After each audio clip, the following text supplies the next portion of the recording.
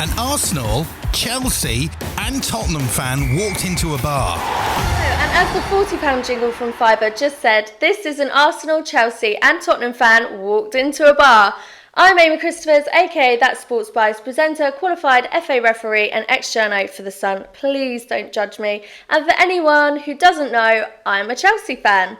Now I've got the bridge covered, and now up to North London we go. Our resident gooner is a lifelong Arsenal fan, head of sales of a digital technology company, and last year became an internet sensation for getting drunk on his honeymoon and buying the Sri Lankan hotel he was staying in. What a lad! It's Mark Lee, aka Yanks on Twitter. Hello everyone, let's have it. And now up the Victoria line we go. It's our resident Spurs fan. He's the comedy pride of Essex, having recently won the Comedy Store King Gong Show and the Essex Comedian of the Year 2019, a Spurs season ticket holder who, like Mark Wright, still believes he could play professional. It's Josh James at JamesyJosh on Instagram. Hello everyone. Okay, so the new season started off. Now let's get in and talk how we did in the transfer window. Josh, let's start off with you. Spurs, you must be happy. Daniel Levy's finally opened those purse strings. Yeah, we've actually spent some money for once. So it looks good, doesn't it? The sort of amount of money we spent, I think 30 mil on Sessegnon, loan potentially 50 mil for Lo Celso, and then 60 mil for Dembele. So all those figures sound good, but I'd be lying to say if I've ever watched Lo Celso or Ndombele play ever in my life. They look on YouTube, but we'll see if they're actually good at on the real deal. Yeah, I remember watching Shamak on YouTube and thought he was an absolute goal beater. So, I mean, you guys have actually done okay, which really annoyed me because I was expecting this sort of decade-long austerity period after doing the new stadium and spending double what we spent, and then you end up smashing your transfer target. It's absolutely ridiculous. Yeah, I'm annoyed. I mean, I think we had to do that, innit? Because otherwise Poch is just on the next plane out of there, so absolutely have to. So He's got one foot out the door anyway, isn't he? Yeah. And Mark, you must be happy with Arsenal. I mean, you got one could have been a potential Chelsea signing, Pepe. And then you got David Luiz as well. Yeah, I mean, the Pepe link's a bit tenuous for you, really, isn't it? Yes, it definitely. Yeah, no, I'm absolutely buzzing, and I would never have thought I would have been talking so sort of fondly of our transfer window after getting spanked by you lot in the Europa League final. So pleased I didn't go. But yeah, I was really not looking forward to this season. But our window's been phenomenal. Pepe looks like the real deal. It's quite funny listening to rival fan bases get so salty about him. Everyone was talking him up, and then now he signed for Arsenal. He's a flop, which is quite funny. Beppe, I always call him Beppe, don't I? Like Beppe DeMarco out of EastEnders.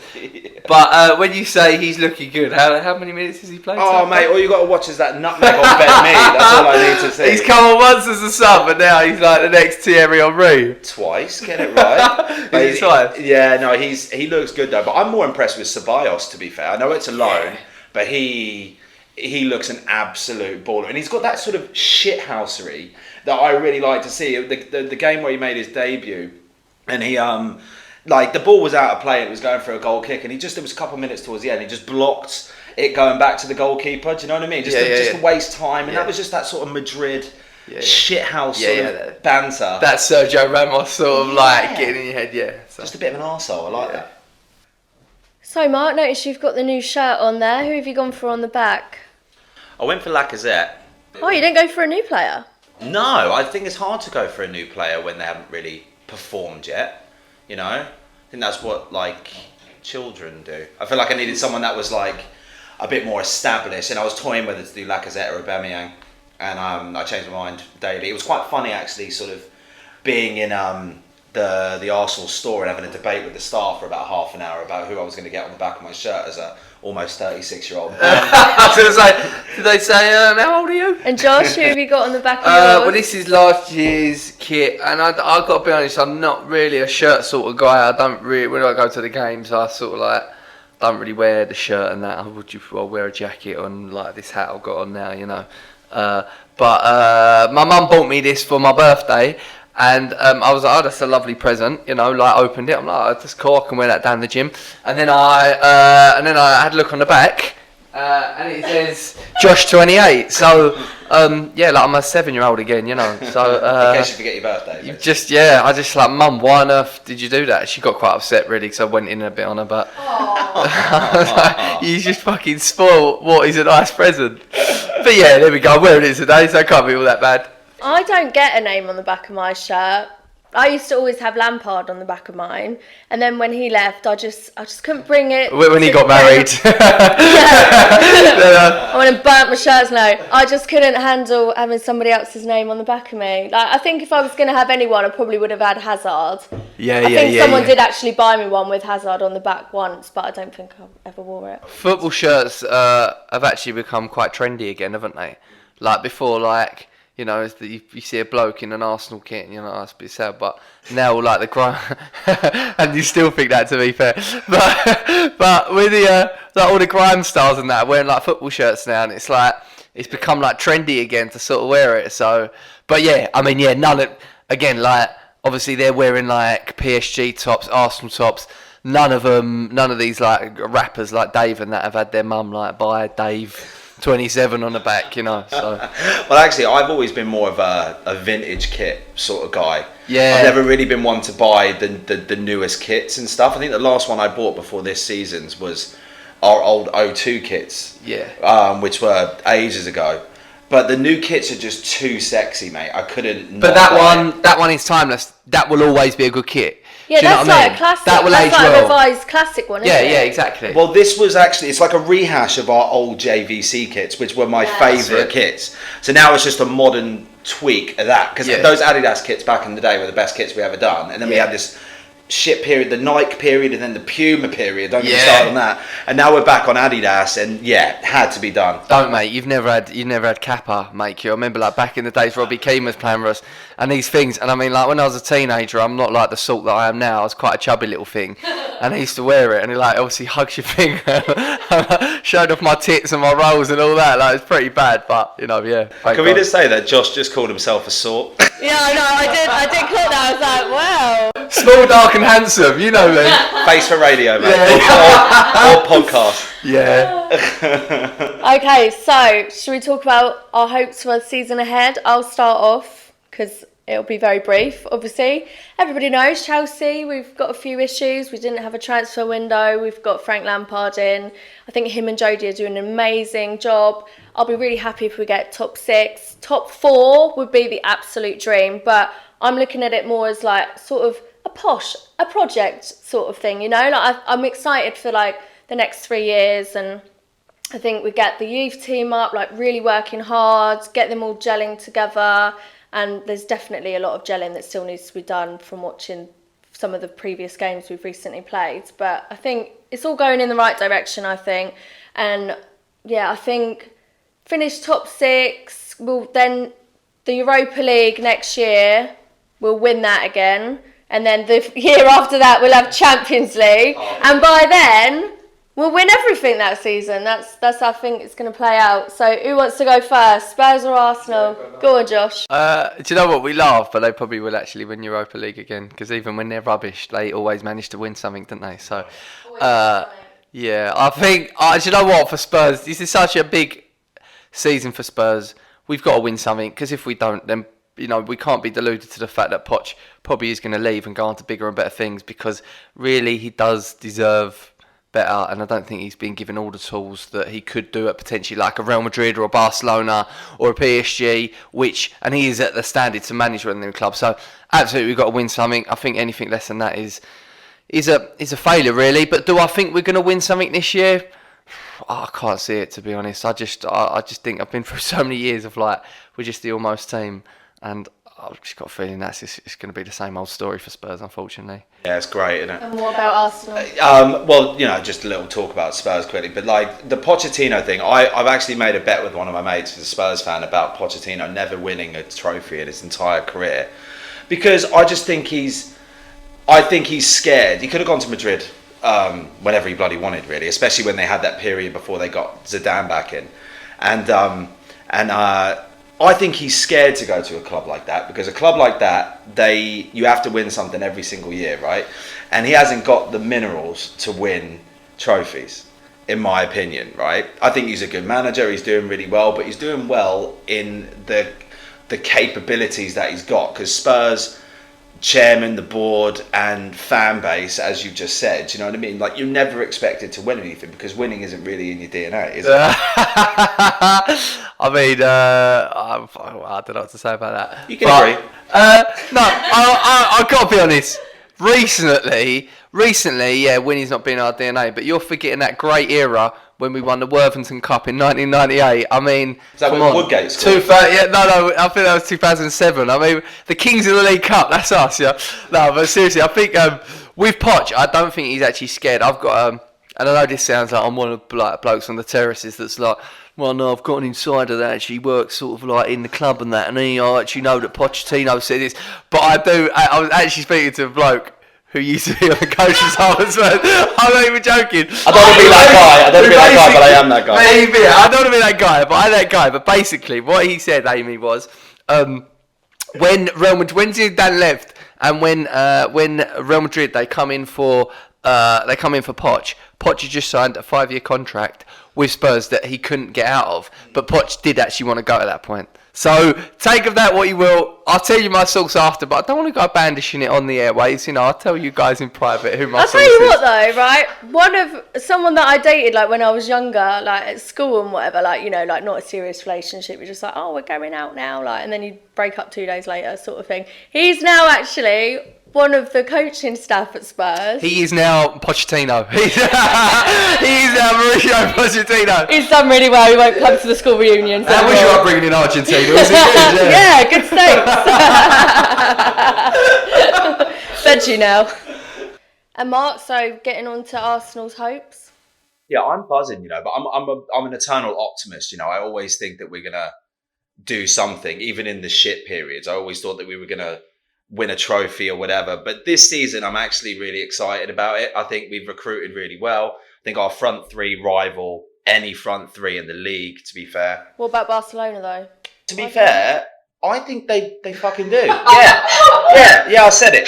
Yeah, I think Aubameyang. There we go, deluded Arsenal fan again. Well, I mean, I'm not trying to say that we're going to win the league, because I think City and Liverpool are head and shoulders above the rest, right? And then I think Spurs and Arsenal, actually Arsenal Spurs, will battle it out for third spot, I think, this season. And I personally, even though I'm an Arsenal fan, and obviously I like to take the piss out of Spurs and stuff, I think it's great. 2 North London clubs in the Champions League. As long as we finish above you, I'd rather you got that than say Chelsea or United. Do you know what I mean?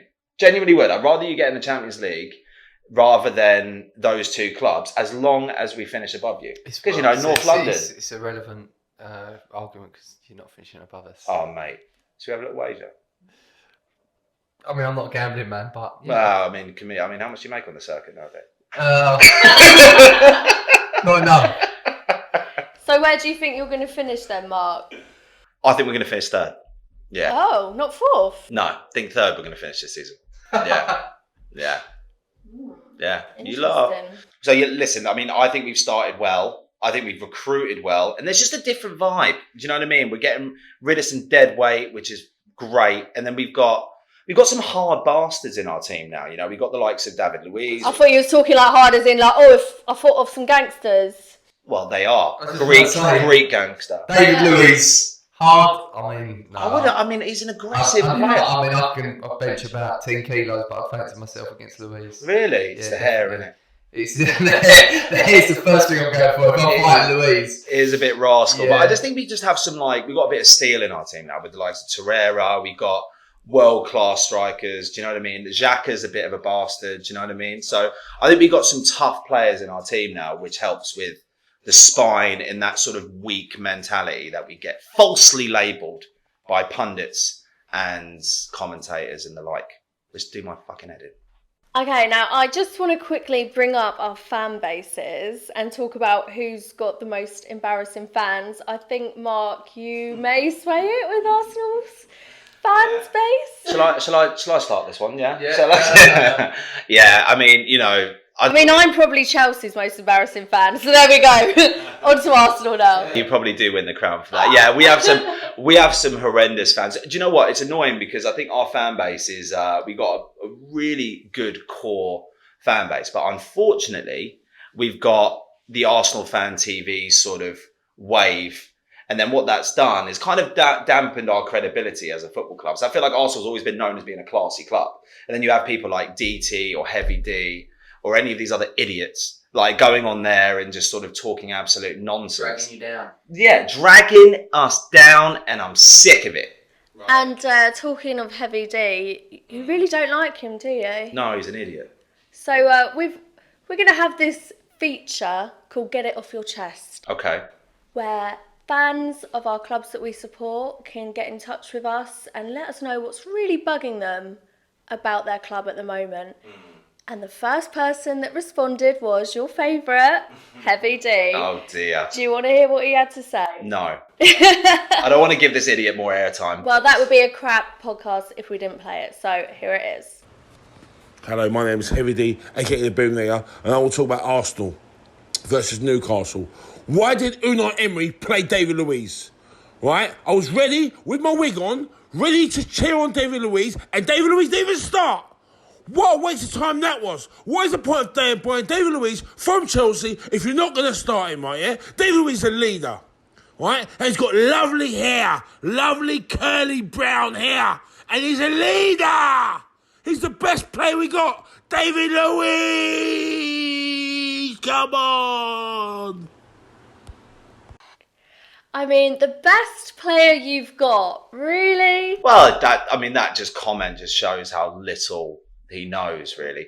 But he's, Is he watching the games? I mean, he just wants to wear that stupid wig and just sort of dance about like an absolute That is no prick. thing, wearing a wig. He's probably just happy that he's got some hair there. Is that his now. real name, Heavy D? No. On his birth certificate, Heavy, Yeah. surname D. Yeah.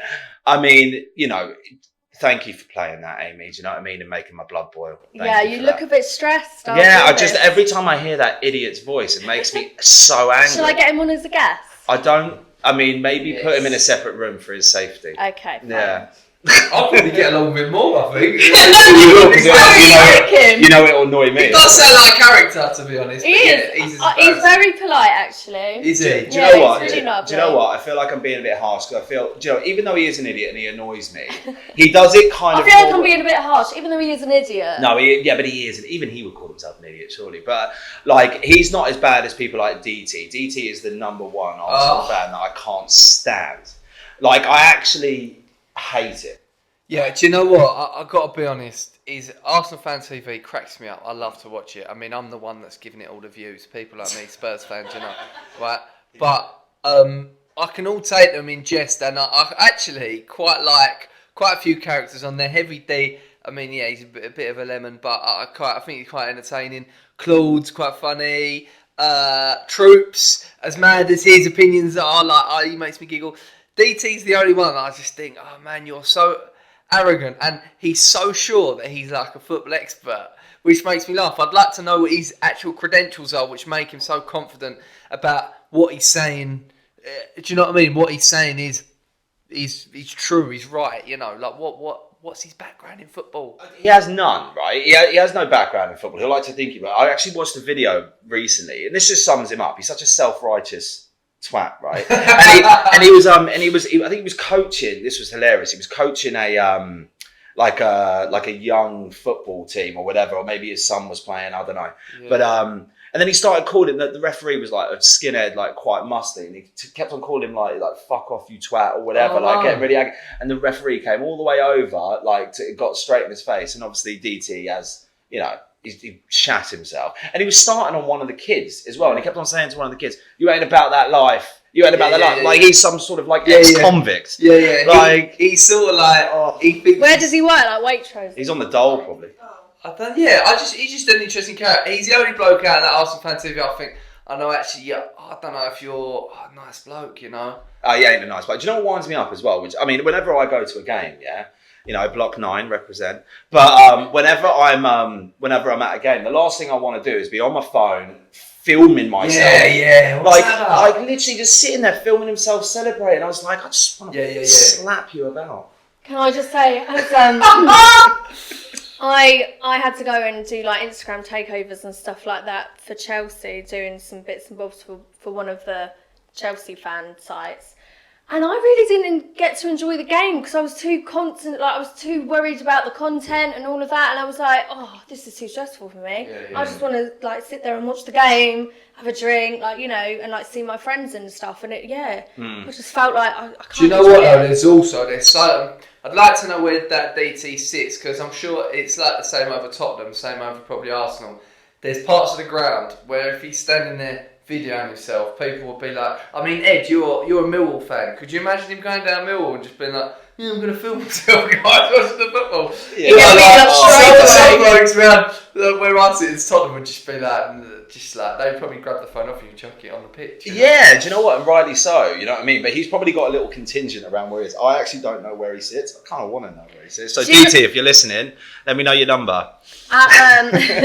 At Chelsea, quite a lot of the stewards actually like come and tell off like the bloggers and vloggers. And really? All that. Yeah. Oh, wow. And they're like, oh, I'm here like doing this for blah blah blah, and they're like, yeah, I don't care, put your phone away, mate, you can't be filming the game. They're like, I'm not filming the game, I'm filming myself. And they're like, really? That's why they film themselves. They're not. Image rights. Yeah, you're not allowed to film the pitch. Probably. That's mad. No, but I just think, how can you be that passionately into the game if you're filming yourself? I don't know. And obviously with a lot of these guys, fans, that we've got that guy whose expressions, I can't remember what his name is, but he's quite entertaining. But I just think there's a little bit of entertainment there where like you're trying to sort of like overcook things for entertainment value. Do you know what I mean? They're textbook narcissists, right? So respect to Robbie, right? Because sorry, I do this as a job as well. Yeah, you're a narcissist. Okay. Right? There, I said it. Yeah, but you're cute. You get away with it. Okay. But with Arsenal Fan TV, so Robbie obviously set up this channel, and every single football club has a football channel, right? They do, but Arsenal Fan TV was the one. That's the infamous one, right? It's the big one, and I respect Robbie. You know, I've met him once, and I do actually respect him because he's making an absolute coin. He's also won an award for it as well at the Football Blogging Awards. Yeah, and do you know what? Like, he's just doing his thing and earning like. But now they've got this sort of massive platform, right? Because like Josh, like you said earlier, like it's rival fan bases that watch it. Any proper Arsenal fan isn't going to watch Arsenal Fan TV. They're like, drop me out, right? But I think what they could do now, they got the platform, is try and bring more credible people. They got Lee Judges on there, who I like. Troops is a joker. He's actually quite alright. Yeah. Mark, you trying to get a job on Arsenal Fan TV? I would never go on Arsenal. You can tell Troop says things like tongue in cheek, like he'll go like really like oh, we're gonna beat Spurs like 4-0, like as in it's funny, but do you know what I mean? Like but blood fan. When people yeah, but you know, I think respect to Robbie, but try and get some more credible people on there now. Advertising yourself. No, not me, but other people. There's plenty of us. And talking of credibility and Arsenal, of course, we have Ashley Cole. I was gutted when he left Arsenal. I was actually devastated because at the time he was best left back in the world. And especially because he came to us. Yeah, but the reason why he left is because he wrote about it in his book about how we offered him a rubbish contract. Do you know what I mean? And all that sort of stuff. And he went to you, he was insulted and all that sort of stuff. And what annoyed me is when he announced his retirement, when he did punditry, he called himself a Chelsea man. And that dug me. I know he was with us longer though. By like a year. He suits blue better. And every time I went back to Arsenal, no doubt you probably slated him. So, you know, it's like you think about your old jobs, you know, your old company. If you went back, you know, when you retire. I get booed all the time. Yeah, if you walked past that office block every day on the way to your new job, they were like, you are a mug, Yanks. Yeah, nods. Can't believe he done that to Cheryl. You know, you'd be like... Talking of that... I did that to Cheryl. Yeah. So when he was getting divorced or like splitting up from Cheryl or whatever, I was the ring girl for the Tom Watson-Alex Reid fight in 2010. So it was televised on like all these, you know, Sky and all of this, and it was all like really exciting. Anyway, so after I get out of the ring, this woman like follows me down a corridor and she's like, oh, hi, my friend's seen you on TV and wants to know if you're available today. And I was like, who's your friend? Literally showed me a picture and I went, oh, that looks like a fat, ugly Ashley Cole. She goes, it is Ashley Cole. And I was like, she was like, yeah, do you want to go on a date with him? And I like literally like did a hair swish and I was like, I'm team Cheryl, no. And like walked off into my thing like thinking I was like the best thing since sliced bread. And then afterwards I was like, Oh, he's quite fit though, isn't he? Is that what footballers do? They get their PAs to go up to people? Well, I guess so. Jesus. I mean, it's only happened to me about 100 times. No, that's the only time it's ever happened. Really? But- That's mad. So, Ashley Cole, can we see him going on to any reality TV shows or anything now he's retired? I mean, he could do well on Strictly. There was that picture of him and Cheryl with all the frills on, wasn't there? You know, so he suits that kind of jazzy look, I doesn't can he? imagine he's probably a good dancer. I reckon he can move. Yeah. Well, he wants to get into management. He said it, didn't he? So yeah, I don't know, because he did that sort of stint at Derby, the Lampard connection last season and stuff like that. And yeah, I think he'll get into management, but he feels a bit too timid to be a manager. Yeah. It doesn't strike me as You a can't leader. see him He's doing like the hairdryer treatment. Yeah, I mean, a big thing for me, he was never really a captain, was he? When he didn't re-captain many teams. I mean, he can't even ask a girl out himself, let alone bloody, do you know what I mean? To be fair, if you're like one of those footballers, do you know what I mean? You can just cherry pick it, can't you? Like, But he'll have his PA as his assistant manager, and he'll be like, "Oh, do me a favour. I can't go tell that geezer over there that he's dropped. Go do it for me." The bird goes out to him and be like, "Oh, you on the bench today, Till, you know." He's oh, for God's sake. To be fair, it's probably her number I've got. It's probably not even Ashley Cole's. Yeah, probably. yeah, probably. So that leads me nicely on to Ian Wright as well. He's rumoured to be going into the jungle. He will absolutely smash that. Definitely King of the Jungle, do you not think? Oh, 100%. I mean, even from like Spurs' point of view, Ian Wright's just like one of the most charismatic people. Without a doubt, my favourite pundit, because he just talks like a normal, like a common, you know, like an everyday guy. He's very much the everyman, isn't he? Like when he talks about when he's pundit for England and stuff like that, he just talks like you see his frustrations, and he's just very likeable. Everyone loves Ian Wright. If he goes in there, it'll be like Harry Redknapp last year. We just go in there and absolutely storm it. Given that he doesn't have like a mad breakdown a week in when he's not, you know, when he's just having like some bloody a little portion of rice every day. Ian Wright was I'm 36 next month. He's like my footballing hero, right? Like I always remember this goal. I don't know whether you remember it. The goal he scored against Everton, where it was proper like Route 1 stuff, and then he literally did it like a double flick over. So he flicked it over, and then he flicked it with his right, then flicked it with his left, and then It's a podcast, you don't need to do the action. They can't see you. Right, get me in the garden, I'll prove it. I'll do it. But yeah, I think he'll smash the jungle. And people, like some Arsenal fans, are quite critical of him because I think for some reason, people I think all fan bases are guilty of this, not just Arsenal fans. But like when you're a former player that ends up going into punditry, right? Like they expect you to be like, no disrespect to Liverpool fans, but like the Liverpool fans that are pundits, I mean, they're incredibly biased. You've got Genius for you, who he's like a little fanboy. Like when he talks, McManaman for Liverpool. I mean, you know, whereas Wrighty's a fan, but he's also critical, which I respect. Like if things aren't going well, he's real. Yeah, he's real, and it's just like I don't want someone to just be like he's quite starry-eyed. neutral when he's doing his punditry work. I think I don't think he's neutral because he's a fan, but like I think if things have been poor with Arsenal, if he's punditing on an Arsenal game, he'll be critical if it deserves criticism. I think that's better for sort of a neutral. Like Gary Neville's probably one of the best at it.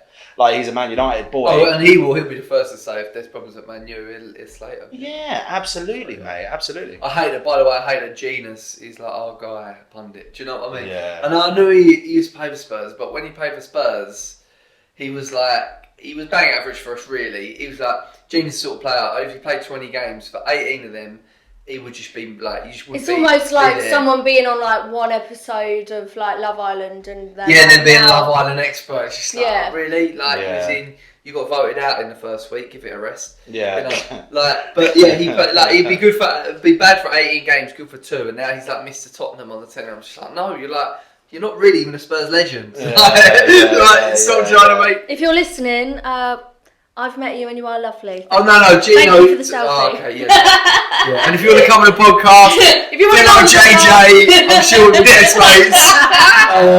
Forget everything I said. Yeah. But going back to Wrighty, he literally is so charismatic. Like you can't help but fall in love with him. I remember like one of the first times I was up at the Sun to do my column, and I was waiting in the waiting area, and he was coming down, and I was like, oh my god, oh my god, it's Ian Wright. And I was literally like, they're like, okay, be cool. And I was like, Ian Wright, can I get a selfie, please? He's literally coming down the stairs on the phone, and he's like, oh, he goes, oh, sorry, mate, yeah, I'll call you back in 5. Like, who else would hang up their phone to take a selfie with someone? I was just like, wow. Well, it depends on what you were wearing. Was this you did page 3 at the time? Yeah. No, I didn't. You got a selfie and he got a selfie. You both got a little something out of that exchange. Well, just because it's a nice chat. But no, I did see him around the Sun offices quite a lot, and I worked closely with Dream Team, so I was quite often, working with him. And they tried to set me up, actually. They tried to set up a journalist to do this thing with him and Alan Shearer. And I literally walked into the room and I went, this is a setup. And they were literally like, no, it's not. Like, they were trying to basically, like, get me to ask all these really weird questions and stuff. And there was hidden cameras and I'm doing mics. And they were like, oh, we're just doing some, like, audio for TalkSport. And I was like, then why aren't we just using, like, a normal microphone? Why have I got, like, the little clip-on one? And I was like, nah.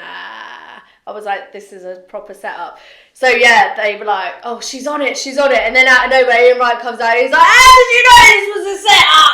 Let's just get on with it. And I was like, you got to get out with that, casting couch to me. A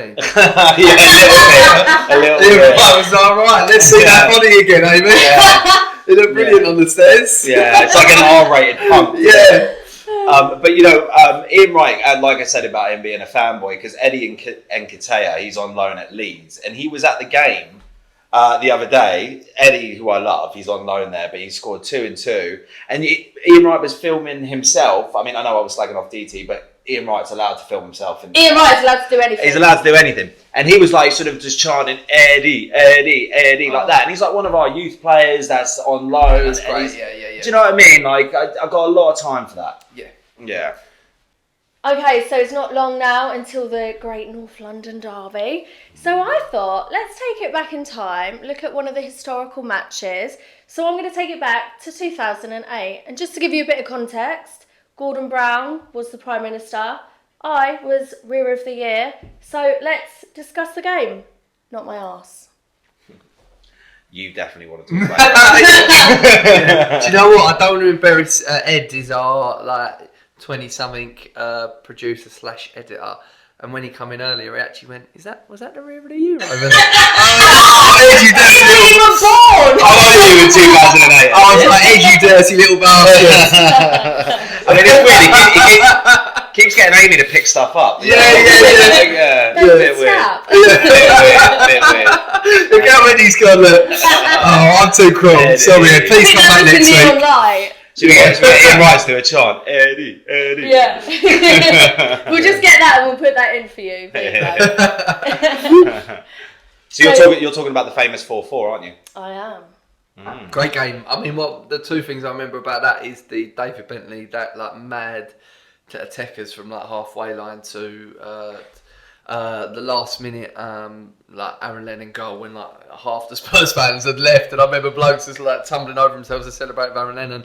And then at the end, them doing Harry Redknapp with the ice bucket. Yeah. And he laughed at the time. He was not happy. A lot of people say that was literally like the end of David Bentley, because he was like, that's just, Harry Redknapp was like fuming. He weren't having it. But he was in his pants. I remember that video. That was really funny. But, that Bentley goal still haunts me as well. I mean, Almunia was like 25 yards out of his goal. No taking away from the goal, because it was magic, right? It was.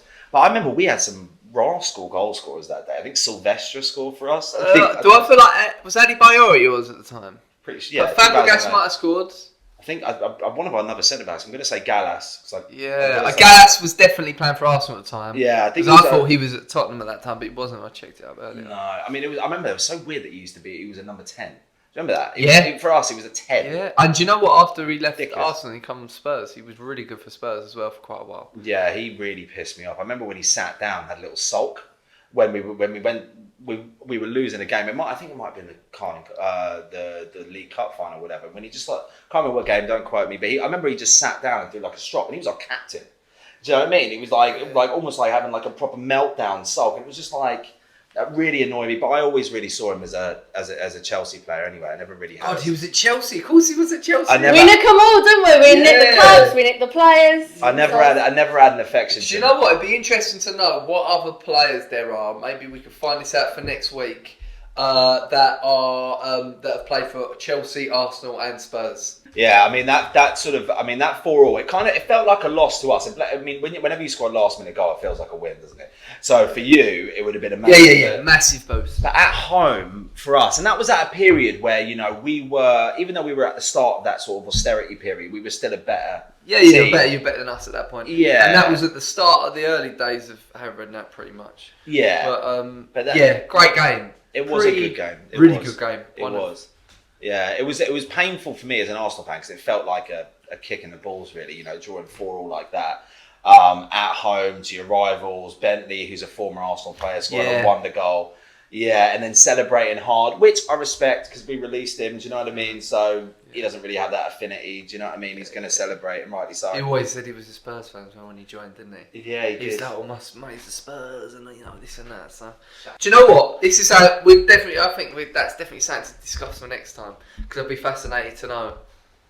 Because how some players just can't do it. Like, for example, could you imagine like a Terry or Lampard? They would just never go to Spurs.